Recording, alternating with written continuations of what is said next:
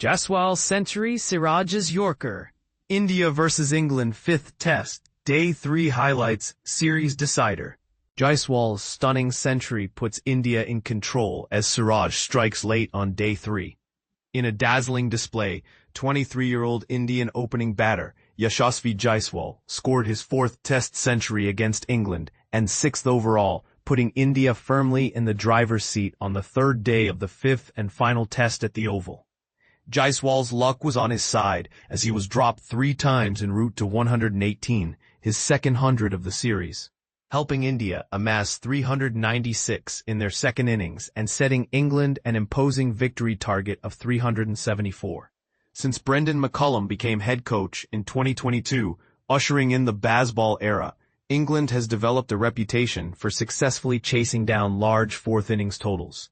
They reached stumps on 50-1, with Mohammed Siraj clean bowling Zach Crawley for 14 with a searing Yorker off the day's final ball, leaving Ben Duckett unbeaten on 34 at the other end. Jaiswal's century celebration was a sight to behold, leaping, running, and shaping his fingers into a heart before completing the single he needed. "I had to work really hard in my practice session," Jaiswal said. "I was thinking, one last push. I think overall, wherever you play, it is difficult in England. It is not easy on this wicket. We are really confident. We will try our best and see what happens." Akash Deep, Ravindra Jadeja, and Washington Sundar also made significant contributions for India.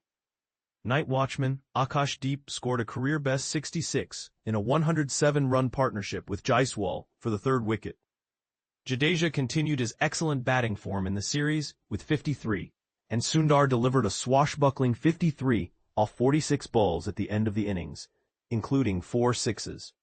India captain Shubman Gill only managed 11, but finished with 754 runs, surpassing Graham Gooch's 752 in 1990 for the most by any batter in an India-England series. England's fielding woes continued, dropping 6 catches, the most by the team in a home test since 2006, when they also dropped 6 against Pakistan at the Oval.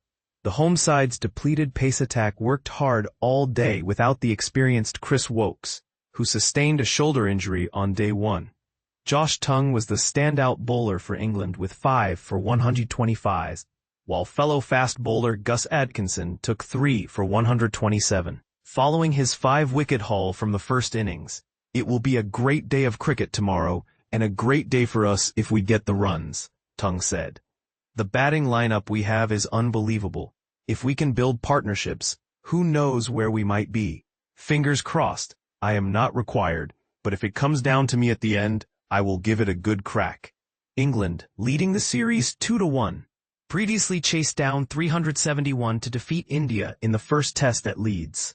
England stunned by India Nightwatchman's unlikely half-century in thrilling Test match. India's Nightwatchman delivered a stunning performance that left England's bowlers questioning everything. And we're not just talking about tactics. In what can only be described as one of the most unexpected turnarounds in recent Test cricket, Akash Deep, a player with a modest first-class record, stepped up to the crease and turned an already strong Indian innings into something truly extraordinary. Let's rewind for a moment. Picture this. It's the 3rd day of the Test match at the Oval, and England's bowlers are already exhausted. The Indian team has piled on a massive score, thanks to a batting lineup that simply refused to buckle. But then, Akash Deep, batting at number 9 and originally sent out as a night watchman, decided to rewrite the script entirely. Now, for those unfamiliar with the term, a night watchman is typically a lower-order bowler sent in late during a day's play to protect a better batter for the next morning. It's a defensive move, often criticized for lacking ambition, but Deep's innings was anything but defensive. Facing just 18 balls, he smashed 8 sixes on his way to a breathtaking 53, a knock that not only secured his place in the record books as having hit one of the fastest half-centuries in first-class cricket, but also helped India declare at a mammoth 773 for 7. And here's where it gets controversial. This wasn't just any ordinary innings. It was the first time in the history of first-class cricket that a single innings included 9 half-centuries. Yes, 9.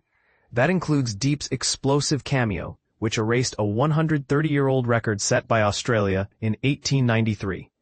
Until this match, Deep had never scored a half-century in his 37 previous innings, averaging just 10.73.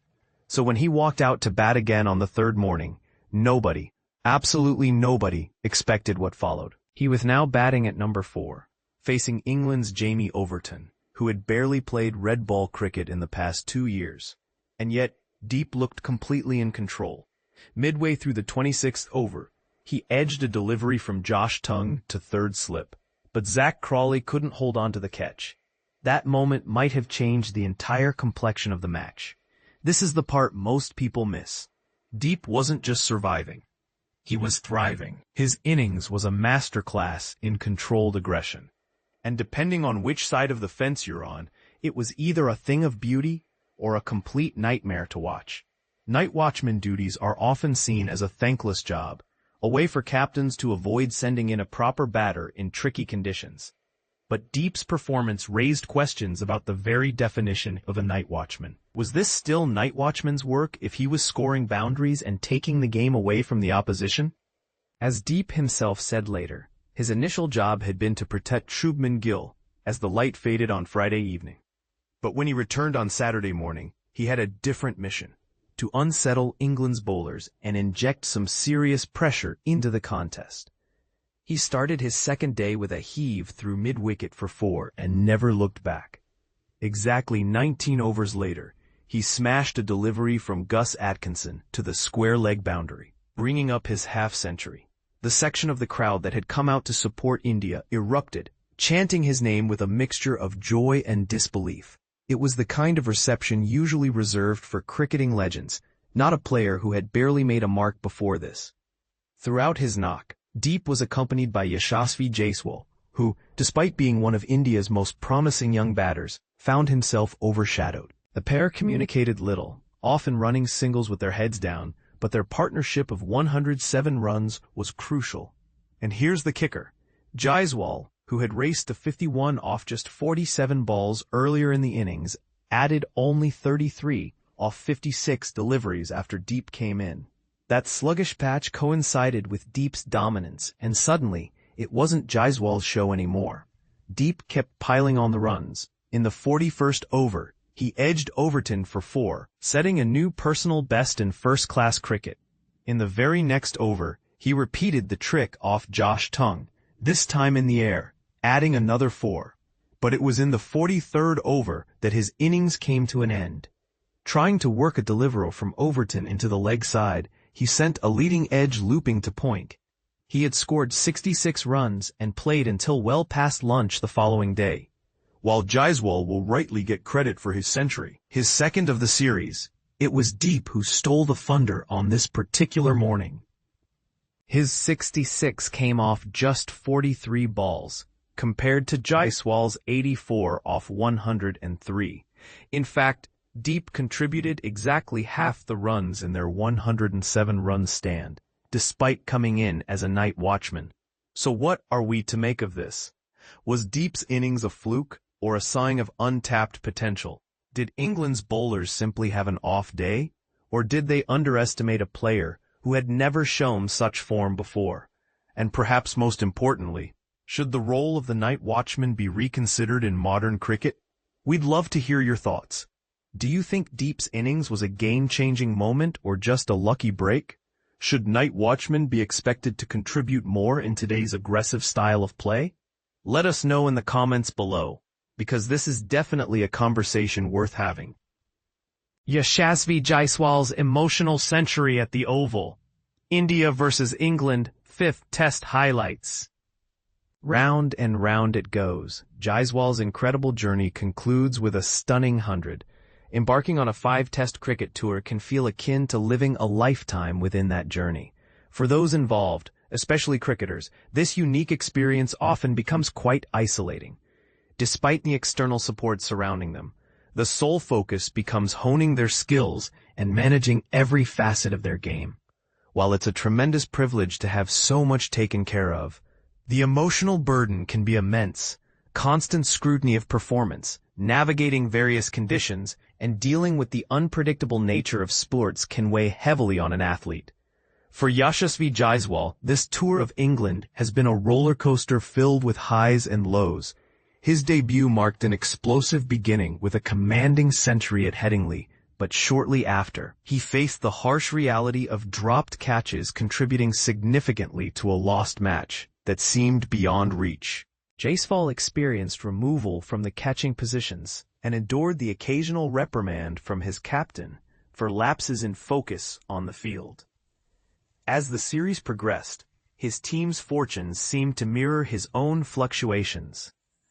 While Jaiswal frequently showed promise with good starts, securing a second substantial score turned out to be a challenge until the series' last match. He made conscious efforts to maintain emotional balance and responded to setbacks with commitment.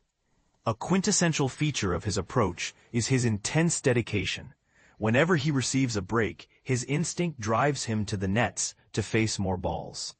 Whether it's before play begins, during breaks for lunch or tea, or whenever teammates can serve as bowlers, the urge to practice is almost irresistible. Keeping him away from training just 2 days prior to the match required considerable effort, although perhaps the presence of family in London helped lighten this commitment. What truly liberated Jaiswal's mindset during the final match was the character of the pitch. This wasn't a surface where one could simply bat patiently and wait for conditions to improve. Instead, Ben Duckett and Zach Crawley found success through assertive strokes.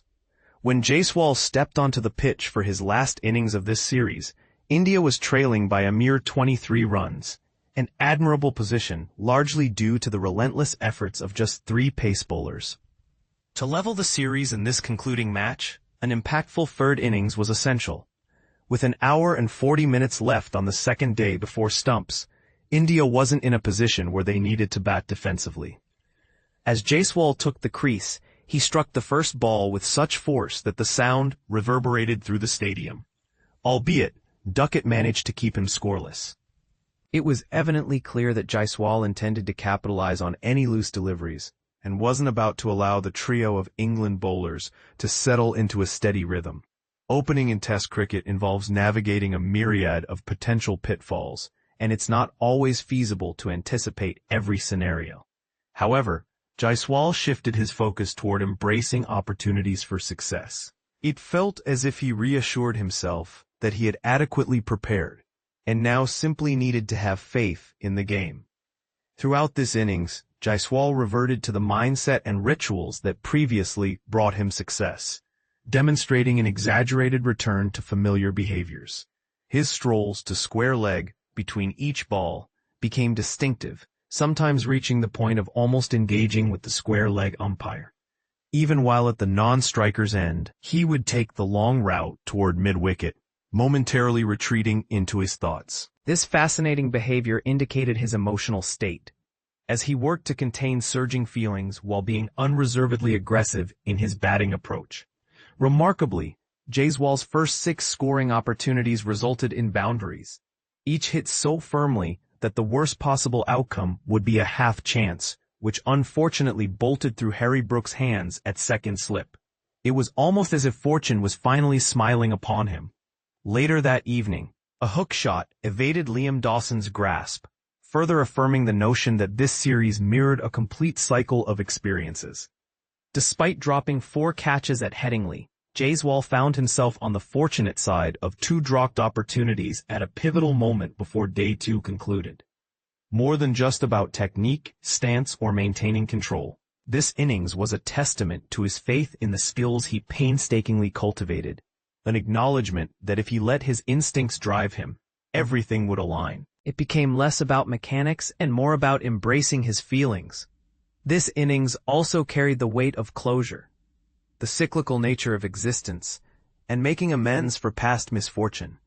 Like Faisal Khan in Gangs of Wasseypur, Jaiswal asserted his determination to rectify past mistakes.